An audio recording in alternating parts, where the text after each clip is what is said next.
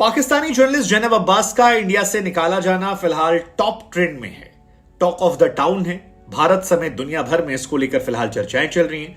लिहाजा हमें लगा कि क्यों ना सीधे हम आपसे पूछते हैं कि क्या उन्हें भारत से निकाला जाना सही था, या क्या उनके इर्द गिर्द जो ये पूरी कंट्रोवर्सी खड़ी हुई ये सही थी। आप नहीं जानते तो आपको बता दें कि जैनब अब्बास ने आज से 9 साल पहले 2 ट्वीट किए थे ट्विटर पर, जिसे हम एक्स कहते हैं। हालांकि इन ट्वीट्स की वजह से कंट्रोवर्सी खड़ी हो गई।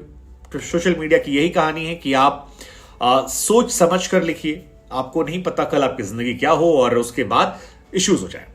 हालांकि तमाम मीडिया रिपोर्ट्स में ये बातें निकल कर आई कि जैनब अब्बास को इंडिया से निकाला गया है, लेकिन कुछ खबरें ये भी निकल कर आ रही हैं कि बीसीसीआई नहीं चाहती थी कि जैनब अब्बास के साथ कोई ऐसी कंट्रोवर्सी हो या जैनब अब्बास की वजह से कहीं से बीसीसीआई को फजीहत का सामना करना पड़े।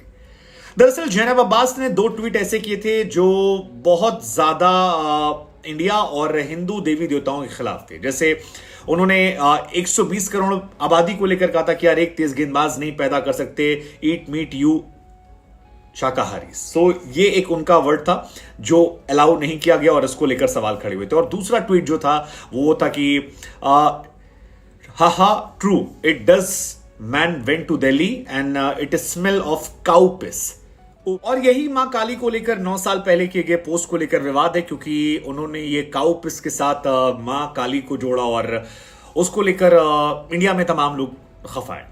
हालांकि इंडिया पाकिस्तान में एक सच ये भी है कि दोनों देशों में एक दूसरे के खिलाफ बहुत ज्यादा तीखे लफ्जों का इस्तेमाल किया जाता है, बहुत सारी बातें कही जाती हैं, लेकिन फिर वो तमाम लोग जो जिम्मेदारी भरे पद पर हैं उनसे हम बेहतरी की उम्मीद कर सकते हैं कि आप इस तरह के लफ्जों का इस्तेमाल ना करें। हालांकि पाकिस्तान से जो लोग हैं उनका ये कहना है कि जैनब ने बीते 7-8 सालों में जब से वो एंकरिंग में फेमस हुई हैं, वायरल हुई हैं, तब से उन्होंने इंडिया के खिलाफ इस तरह के लफ्जों का इस्तेमाल नहीं किया है। सो 9 साल पुरानी बात को इशू बनाना जायज नहीं होना चाहिए था, थोड़ा बड़ा दिल दिखाना चाहिए था।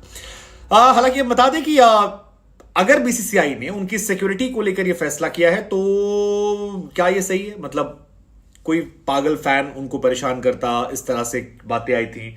आई डोंट नो, मतलब ये सारी बातें जो हैं ये निकल सकती हैं, इसको लेकर दोनों राय हो सकती है। एक तो ये भी कि इंडिया ने इशू खड़ा होने से पहले उसको शांत कर दिया कि भाई क्यों बवाल काटना, पाकिस्तानी एक तो महिला ऊपर से पाकिस्तानी आई हैं, अगर कोई बवाल हो गया किसी फैन ने, क्योंकि आप जब एंकरिंग करते हो आप ग्राउंड में होते हो और आप सारे फैंस को रोक नहीं सकते, एक से एक पागल है जो ग्राउंड में कूद के चले आते हैं और धर्म एक सेंसिटिव चीज है, ऐसे में उनकी सिक्योरिटी क्योंकि वैसे आना जाना हो अगर आप मीडिया से लोगों की भीड़ से लगे इट्स पॉसिबल, बट भीड़ में दूसरा ये कि अब इंडिया में आई है सिक्योरिटी तो मिलनी चाहिए थी। तो ये दोनों बातें उसमें हैं काफी। और अभी तक ये बीसीसीआई की तरफ से खुल कर नहीं है कि उन्हें सिक्योरिटी कंसर्न से भगा दिया गया, हटाए सिक्योरिटी कंसर्न भेजा गया या उन्हें भगा दिया गया है, क्योंकि उनके खिलाफ एक पीआईएल दायर की गई थी, एक रिपोर्ट दायर की गई थी और दिल्ली पुलिस से कहा गया था कि प्लीज आप इनको अरेस्ट कीजिए, इन्होंने धार्मिक भावनाओं को आहत किया। विनीत जिंदल नाम के एक व्यक्ति हैं जिन्होंने किया और उन्होंने लिखा हिंदू फोबिक भारत विरोधी पाकिस्तानी रिप्रेजेंटेटर, उनके जो घृणा वाले पोस्ट हैं उसको लेकर अब हम इस रिपोर्ट कर रहे हैं। और उसके बाद विनीत जिंदल जो हैं लगातार एक्टिव थे और उसी के बाद मामला सामने आया। विनीत जिंदल के ट्वीट को लेकर 9 साल पुराना ये ट्वीट है जिसको उन्होंने टैग किया था और जैद अब्बास ऑफिशियल उन्होंने अब अपना नाम चेंज कर दिया, वो पुराने वाले जो उनका ऑफिशियल अकाउंट था उससे किया। ये सारी बातें आई है।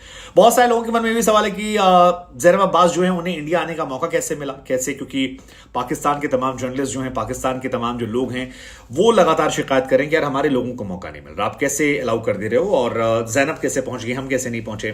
क्योंकि बाबर आजम भी आपको याद होगा इस बात की शिकायत कर रहे थे कि पाकिस्तान के लोगों को मौका मिलना चाहिए। जब उनसे बात हुई कैप्टन डे के दिन तो उन्होंने कहा था कि यार हॉस्पिटैलिटी बहुत अच्छी है, खाना बहुत अच्छा है, प्यार बहुत मिला है, ऐसा लग नहीं रहा कि ये पाकिस्तान नहीं है, हमें लग रहा है कि हम इंडिया में नहीं पाकिस्तान में, आउट ऑफ वर्ल्ड हमें प्यार मिल रहा है।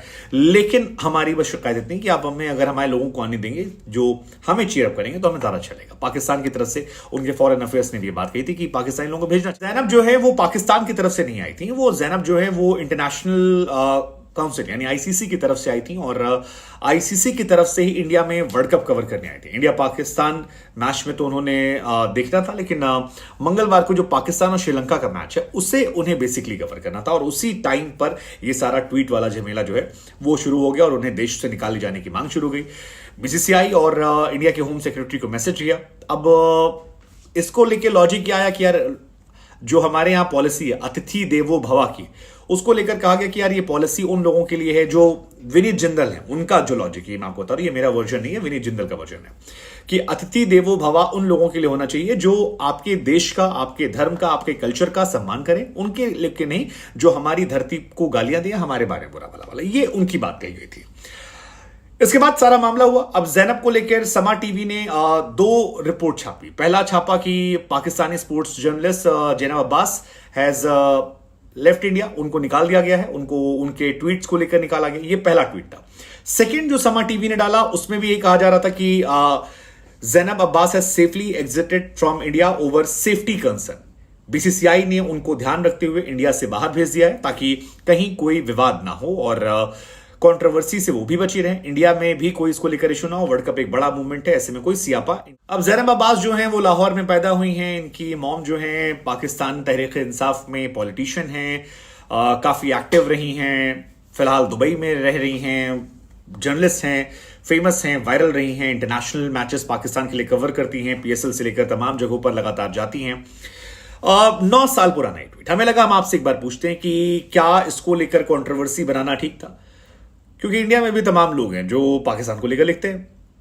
हालांकि अगर केवल पाकिस्तान और इंडिया की कहानी होती तो चल जाता, इसमें मुझे लगता है कि वो जो धर्म वाली बात थी वो थोड़ा सा इनकी तरफ से ज्यादा था और इन्हें इसको लेके माफी मांगनी चाहिए थी कि आप किसी भी धार्मिक भावनाओं को हाथ ना करें। ये मेरा अपना पर्सनल वर्जन है, हो सकता है शायद आप में से बहुत सारे लोग इत्तेफाक ना रखते हो, लेकिन मेरा मानना है कि किसी को भी दूसरे धर्म पर नहीं बोलना चाहिए। जैसे आप उनके कल्चर को नहीं मानते, आप उनके चीजों से इत्तेफाक नहीं रखते हैं, तो आप उसको इग्नोर कर दीजिए, आप किसी रिलीजन को मत बोलिए। और अगर आपने अनजाने में या कुछ और कहने में गलती कर दी है तो आप अपॉलॉजी कर सकते हैं, जैसे वकार यूनिस ने किया था। वकार यूनिस ने कहा था कि for me the best moment was जब रिजवान हिंदुओं के बीच में नमाज पढ़ रहा था। बाद में उन्होंने कहा कि मेरा वर्जन अलग था, मैं रिजवान को लेकर खुश था।